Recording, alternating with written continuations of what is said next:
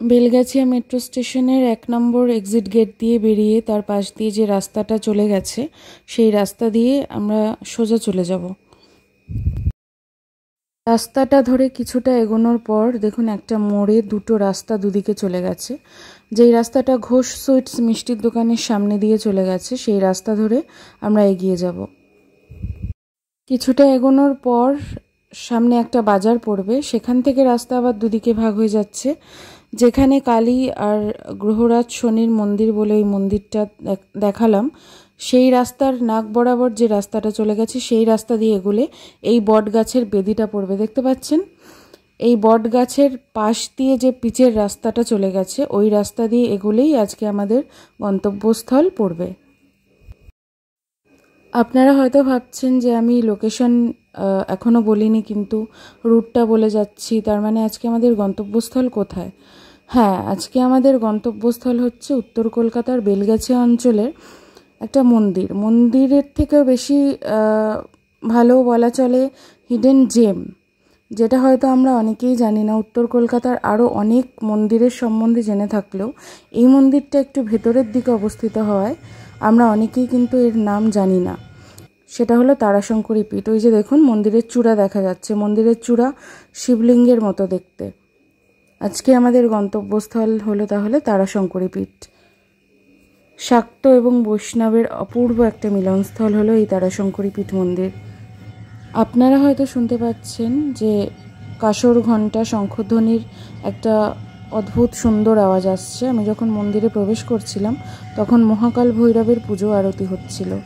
এই যে দেখুন তারাশঙ্করী পীঠের যে মেন গেটটা, এটা দিয়ে ঢুকতে হয়। মন্দির খোলার সময় ঠিক গেটের উপরেই দেওয়া আছে সকাল 8টা থেকে দুপুর 12টা পর্যন্ত এবং বিকেল 4টে থেকে রাত 8টা পর্যন্ত। এই সময়ের মধ্যে আপনারা মা তারাশঙ্করী, যশোমাধব এবং কালভৈরবের দর্শন করতে পারেন এবং তাদের পুজোও দিতে পারেন। মন্দিরের ভিতর ঢুকতেই আপনাদের প্রথমেই চোখে পড়বে একটা ঢাকা দেওয়া বিশাল জিনিস, সেটা হলো যশোমাধবের রথ। এবং ঠিক তার পাশেই মন্দির যিনি প্রতিষ্ঠা করেছিলেন সাধক শ্রী শ্রী পরেশচন্দ্র রায়মৌলিক এবং তার স্ত্রী যোগব্রতা শ্রী অঞ্জলি রায়মৌলিকের মূর্তি। এই যে রথটা আপনারা দেখতে পাচ্ছেন, এই রথযাত্রা এই মন্দিরের ভীষণ গুরুত্বপূর্ণ একটা উৎসব। দেখুন দেয়ালে লেখা আছে তারাশঙ্করী পীঠ, তার নিচে লেখা আছে যোগীরাজ শ্রী শ্রী পরেশচন্দ্র রায়মৌলিক গুরুদেব ও তৎসহধর্মিণী যোগব্রতা শ্রী শ্রী অঞ্জলি রায়মৌলিক। উনি হলেন পরেশচন্দ্র রায়মৌলিকের স্ত্রী। আর এই রথটা প্রত্যেক বছর রথযাত্রার দিন যশোমাধব এই রথে করে যায় হাতিবাগানের মাধব বাড়ি, যেটা স্টার থিয়েটারের অপোজিটে আছে। মন্দিরটা ত্রিতল বিশিষ্ট, আপনারা হয়তো বুঝতে পারছেন। একদম প্রথমেই রয়েছেন মা তারাশঙ্করী, দ্বিতীয় তলায় রয়েছেন যশোমাধব এবং 3 তলায় রয়েছেন মহাকাল ভৈরব।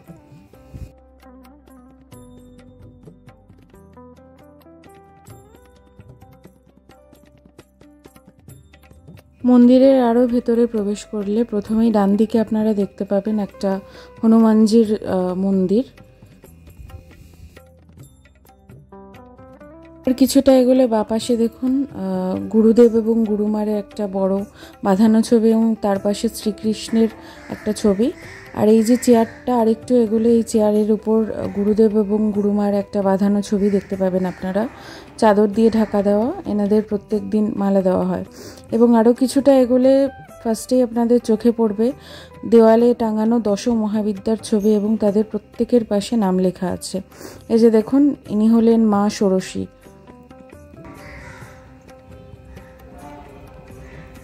ইনি হলেন মা তারা,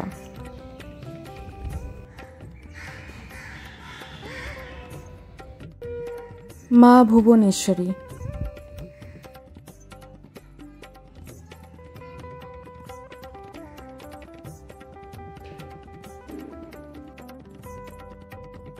মা ভৈরবী,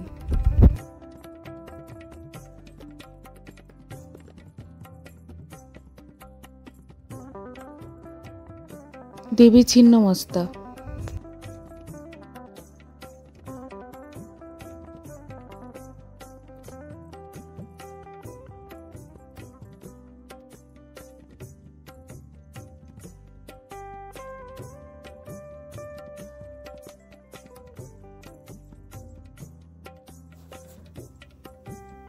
আর এই যে ইনি হলেন মা তারাশঙ্করী। মা এখানে পূজিতা হন 3 রূপে, একজটা তারা, নীল সরস্বতী এবং উগ্রতারা।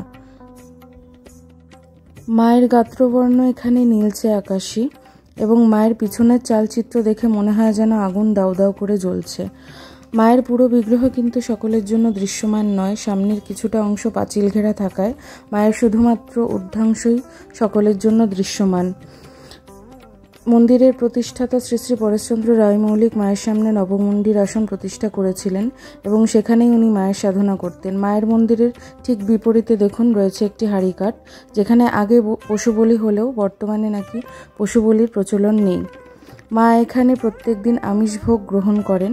মায়ের মন্দিরের দেওয়ালের উপরের দিকে দেখুন, বাদিক থেকে ডান দিকে অসংখ্য করটি এবং হাড় ঝোলানো আছে।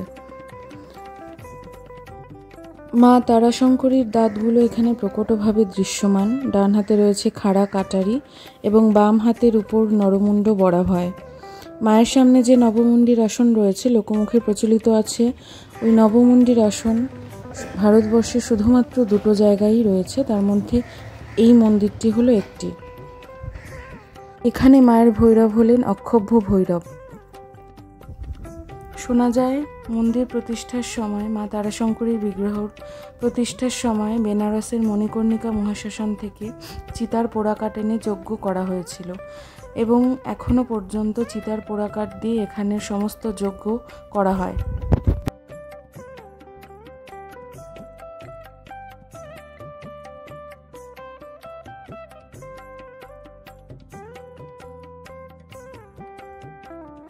মায়ের গর্ভগৃহ ক্রস করে গেলে আরও কিছু দশমহাবিদ্যার ছবি পড়বে দেওয়ালে। দেখতে পাচ্ছেন ইনি হলেন দেবী ধূমাবতী।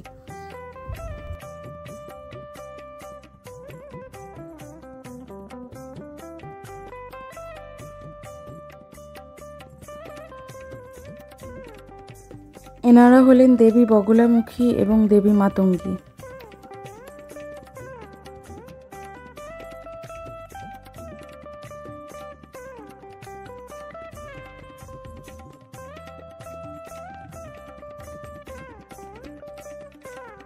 এই যে সিঁড়িটা উঠে যাচ্ছে দেখছেন দোতলায়, এই সিঁড়িটা ধরে উঠে গেলেই পড়বে যশোমাধবের গর্ভগৃহ।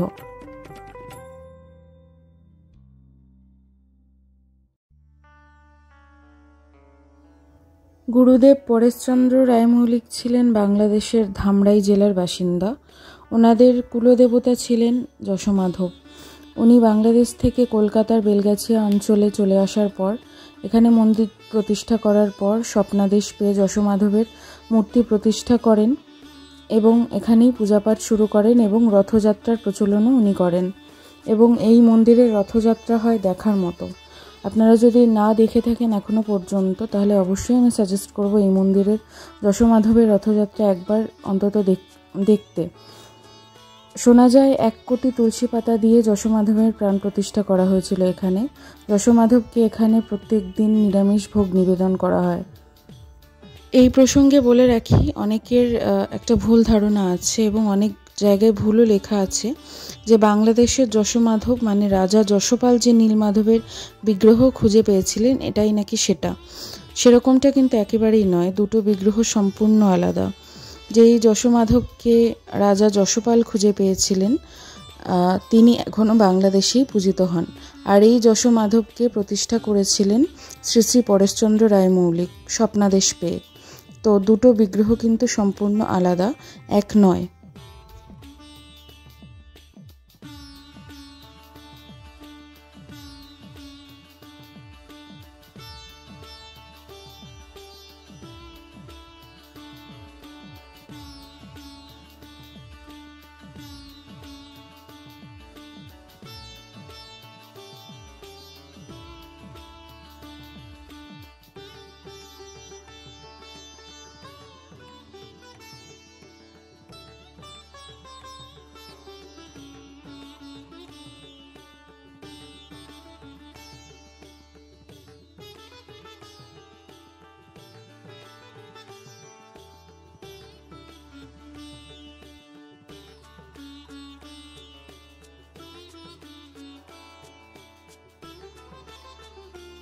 যশোমাধবের গর্ভগৃহের ঠিক সামনেই রয়েছে একটা ছোট্ট তুলসী মঞ্চ এবং তার উপরে রয়েছে একটা ঘণ্টা।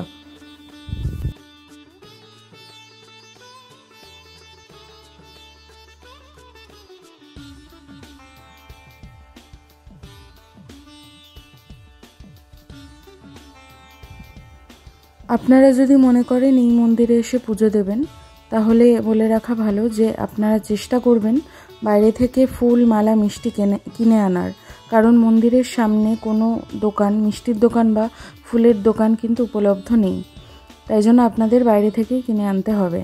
এবং এই মন্দিরে ভোগ প্রসাদের ব্যবস্থাও রয়েছে। তার জন্য আমি ডেসক্রিপশন বক্সে তারাশঙ্করী পীঠের যে অফিসিয়াল ওয়েবসাইট তার লিঙ্কটা অ্যাড করে দেব। আপনারা অফিসিয়াল ওয়েবসাইট ভিজিট করে দেখে নিতে পারেন ওনাদের ভোগটা ঠিক কোন সময় দেওয়া হয়, বা ওনাদের সাথে আপনারা কন্ট্যাক্ট করে নিতে পারেন।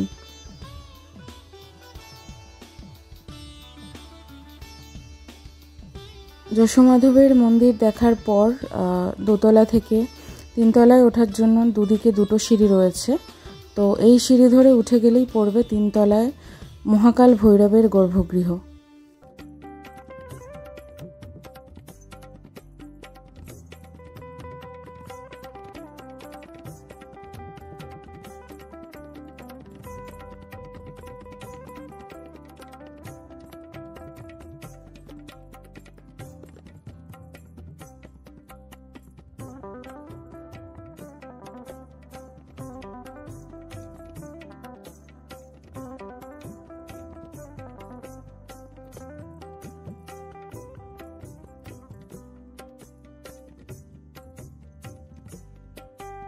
ইনিই হলেন মহাকালের এক রূপ কালভৈরব। অনেকেরই দাবি যে নেপালের কালভৈরবের মন্দির পর ভারতবর্ষে এটাই একমাত্র মন্দির যেখানে মহাকালের এই রূপের পূজার প্রচলন আছে। তো এই তথ্যটা কতটা সত্যি সেটা আমার সঠিক জানা নেই, তবে এটুকু বলতে পারি যে কলকাতার বুকে দাঁড়িয়ে কালভৈরবের এই রূপের পূজার প্রচলন কোনো মন্দিরে আছে বলে অন্তত আমি আজ পর্যন্ত শুনিনি। তো আপনারা যদি জেনে থাকেন যে মহাকালের এই রূপের কোথাও পুজো হয় কলকাতার বুকে বা কোনো মন্দির আছে, তো সেটা অবশ্যই আমাকে কমেন্ট করে জানাবেন। কালভৈরবের আরতি এখানে হয় দেখার মতো। আমি অবশ্যই আপনাদের বলবো, যদি না এসে থাকেন পারলে একবার আরতির সময় আসবেন অবশ্যই। কাসর, ঘণ্টা, ঢোল, শঙ্খের একটা মিশ্র আওয়াজে একটা গমগম পরিবেশের সৃষ্টি হয়, যা মনে এক অদ্ভুত অনুভূতির সঞ্চার করে। আপনি এখানে না এসে থাকলে সেটা প্রত্যক্ষদর্শী হতে পারবেন না, এবং সেটা মুখের ভাষায় বলে বোঝানো সম্ভব নয়। অসম্ভব সুন্দর হয় সেই আরতি। আমি যখন ঢুকছিলাম আরতি হচ্ছিল, আমার সেটা ভিডিও করা হয়নি।